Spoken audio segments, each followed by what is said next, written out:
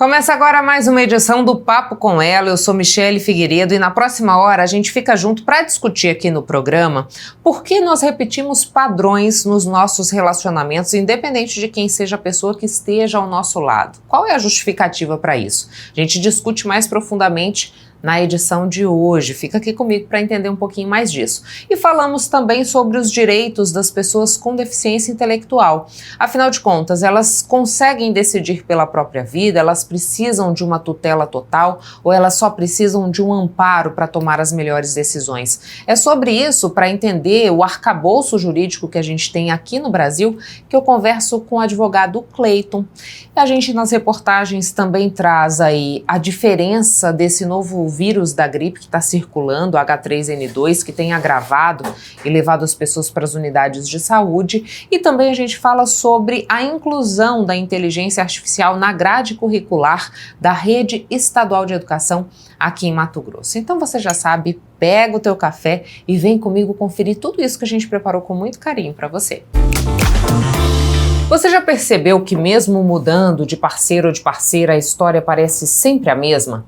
Relacionamentos que começam diferentes, mas terminam com as mesmas frustrações, as mesmas dores, os mesmos conflitos. Por que a gente insiste em repetir padrões que machucam? Será falta de sorte no amor ou existe algo mais profundo por trás dessas escolhas? No Papo com Ela de hoje a gente fala sobre comportamento, autoconhecimento e os caminhos para romper ciclos emocionais que se repetem. Quem conversa com a gente sobre isso é a psicóloga Rainara Lino. Rainara, muito obrigada por aceitar o nosso convite para a gente falar um pouquinho de comportamento, né? Olhando principalmente para os relacionamentos. O que explica o fato da gente trocar o parceiro, trocar a parceira, mas muitas vezes já conheceu o desfecho daquela história, de um relacionamento, porque a dinâmica que se apresenta é a mesma? Às vezes, isso é muito explicado, principalmente pela psicanálise, que às vezes é algo familiar, é algo que a gente já conhece, já vivenciou, e acaba repetindo esse padrão nas relações, mesmo sem perceber. Às vezes com o intuito muito de tentar elaborar uma situação vivenciada às vezes no passado, uma cena infantil que aconteceu, que a gente fica repetindo na tentativa de elaborar. Porque às vezes nessa época anterior a gente não tinha referência o suficiente para poder lidar com aquilo. Então, se a gente não lidou, isso continua voltando, insistindo, né? Às vezes, mas isso é um processo que é inconsciente. É inconsciente. Né, às vezes a gente nomeia como, mas eu tenho o dedo podre, ou é a minha lua que está em câncer, ou é azar. Mas não, né, não é coincidência, né? A gente faz essas escolhas inconscientes, mas baseadas no que a gente já viveu, na maioria das vezes. Num registro que a gente já tem de uma situação que se parece com aquilo. Sim. E como é que a gente percebe que esse arranjo está acontecendo na nossa vida, Rainara? E qual é o caminho para lidar com isso? Então, é muito difícil que a gente consiga perceber assim, de repente, momentaneamente. Às vezes a gente passa por tantas situações e a gente fica com a ideia de que, nossa, mas eu já vivi isso antes, isso já aconteceu. Por que eu tô repetindo essa mesma situação, essa mesma relação, essa mesma escolha? Né, a gente pode até se dar conta em um momento ou outro, mas aí para parar não é só dizer, eu vou parar. Né, não é simplesmente isso, porque é algo inconsciente, é algo que está ali e que está no nosso registro inconsciente e que a gente precisa elaborar. E elaborar envolve um processo de análise, de terapia, de você ter que fazer um retorno, né, revisitar certas vivências anteriores da sua vida e falar disso para alcançar uma elaboração, né, para poder conseguir lidar com isso. Não é nem só com essa vivência atual, mas é com aquela cena infantil. E por que no relacionamento amoroso a gente acaba percebendo mais essa repetição? Porque eu acredito que seja o que tá mais comum, o que é mais comum na nossa vida. Claro que existem outras maneiras de repetir padrão, né? Existem outras situações, né? Como por exemplo, compulsão alimentar também é uma repetição. Mas as relações, né, é algo que está muito presente na nossa vida, porque a gente está o tempo inteiro em contato com o outro. Nós somos sociáveis, né? Somos seres sociáveis, então esse contato com o outro é o que permite também que a gente repita certas coisas. A gente pode dizer que num padrão de repetição, o dano, ele fica mais presente, porque você disse pra gente, né? É uma tentativa de elaborar uma situação que tá em aberto, que eu não consegui elaborar muitas vezes na infância, e aí eu revivo aquilo com novos personagens na tentativa de dar conta daquilo. Isso traz um dano para quem vive a repetição? Claro, traz muito dano na vida, né? Então, a gente estava falando mesmo agora há pouco, antes de começar, em relação aos feminicídios, né? Aos padrões abusivos de relação, que a maioria das vezes, às vezes as mulheres entram.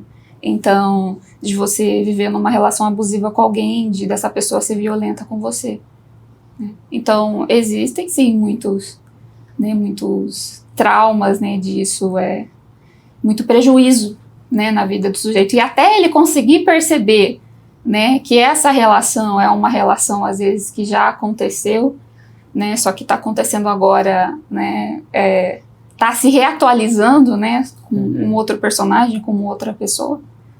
Existem exemplos de situações que acontecem na infância que podem ficar marcadas e geram esse comportamento repetitivo? Por exemplo, a gente repete também na tentativa de encontrar algo que faltou.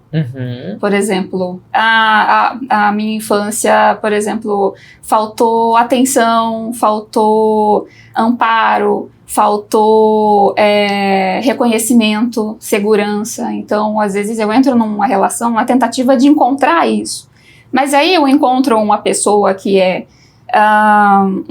muito segura de si, que aparenta ser muito forte, mas às vezes a gente acaba se enganando, né? Porque a partir dessas características, às vezes a gente acha que a pessoa está oferecendo aquilo pra gente que faltou. Só que além disso, ela também oferece outra coisa, né? Oferece abuso, oferece agressividade, oferece violência, né?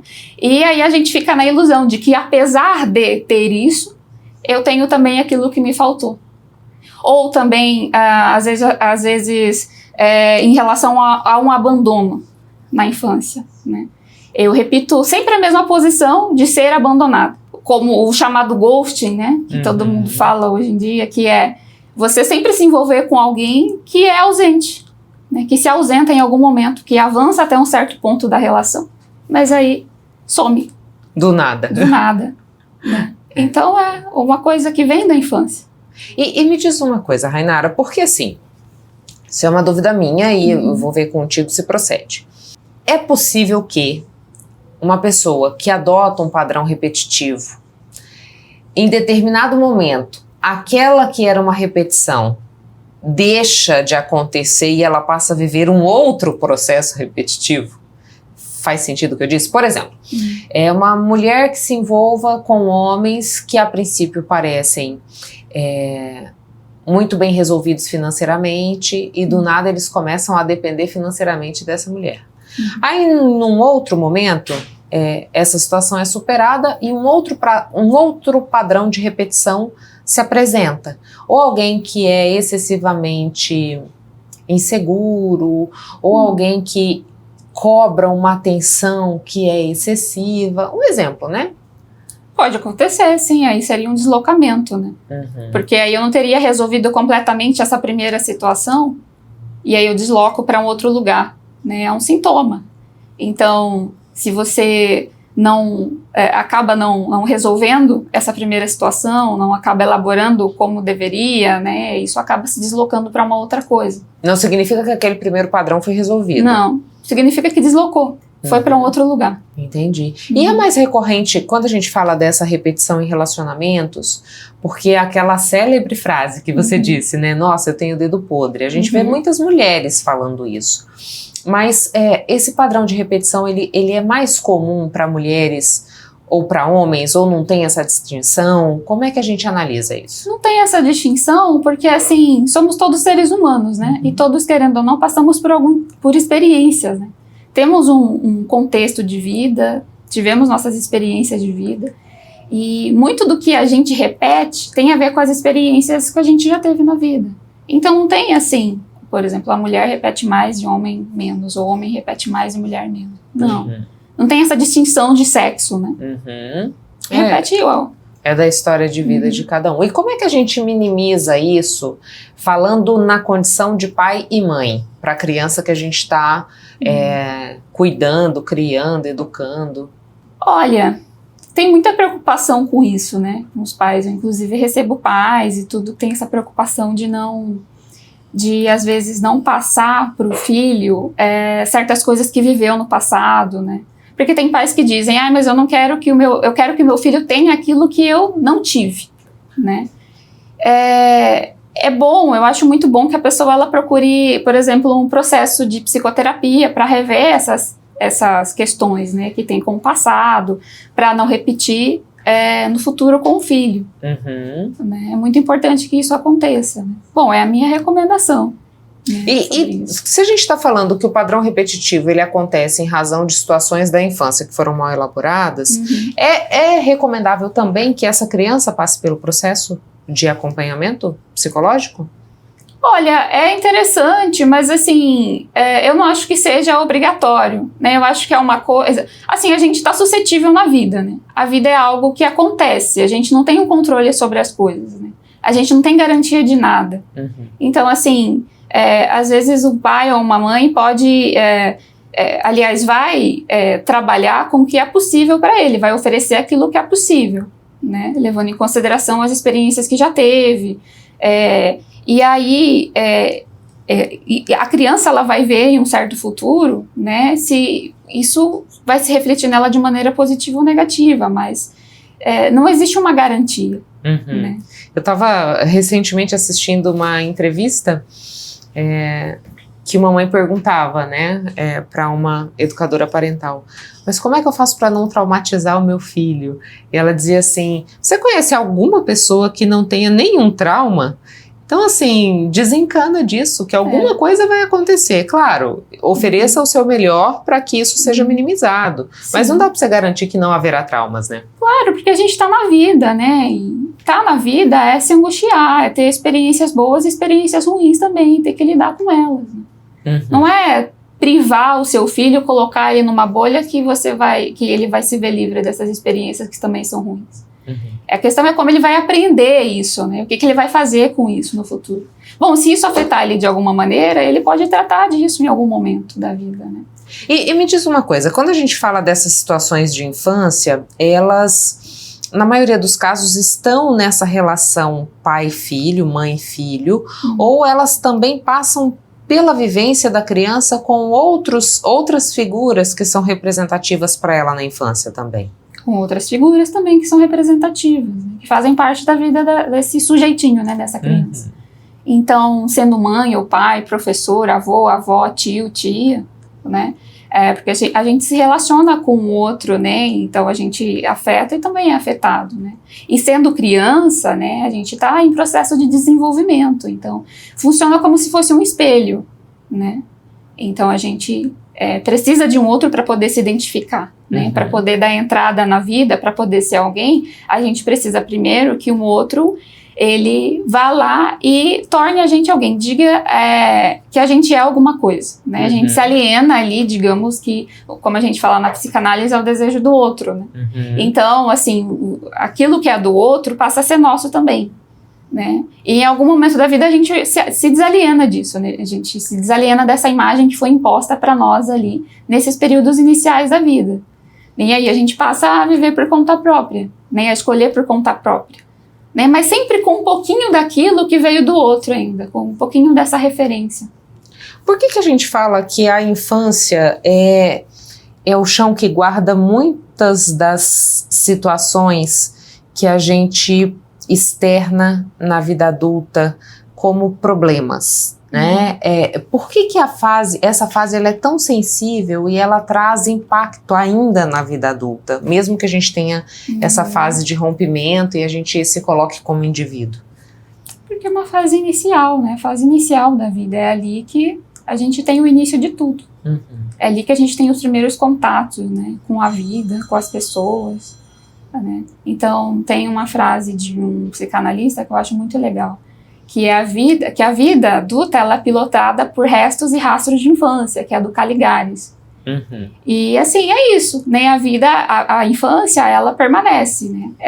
Ela nos persegue a vida adulta. Né? A gente não fica completamente maduro do jeito que a gente acha que é, né? Na maioria das vezes esse amadurecimento vem por demandas externas, né? Civilizatórias, né? Da cultura, que exige que a gente seja assim, assim, assado, que exige que a gente seja responsável, né? Por aquilo que a gente escolhe.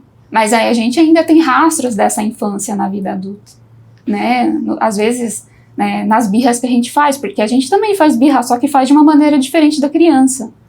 Né? Você pode dar um exemplo pra gente de birra do adulto? Tratamento de silêncio, né? Que fica, às vezes, né, não fala com a pessoa e trata com silêncio. Esse é um bom exemplo.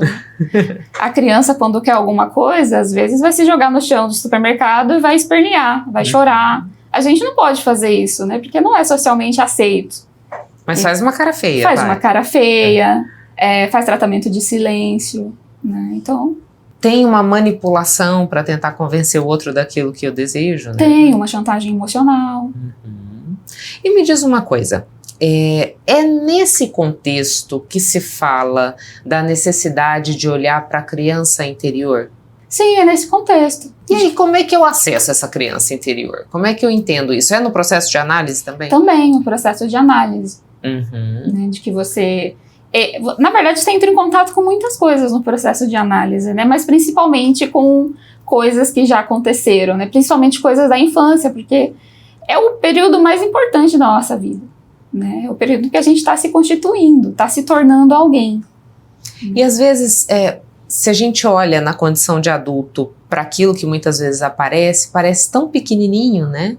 Só que você vai ver, tem um efeito desastroso na vida adulta. Sim, sim. E a gente não percebe isso com tanta facilidade.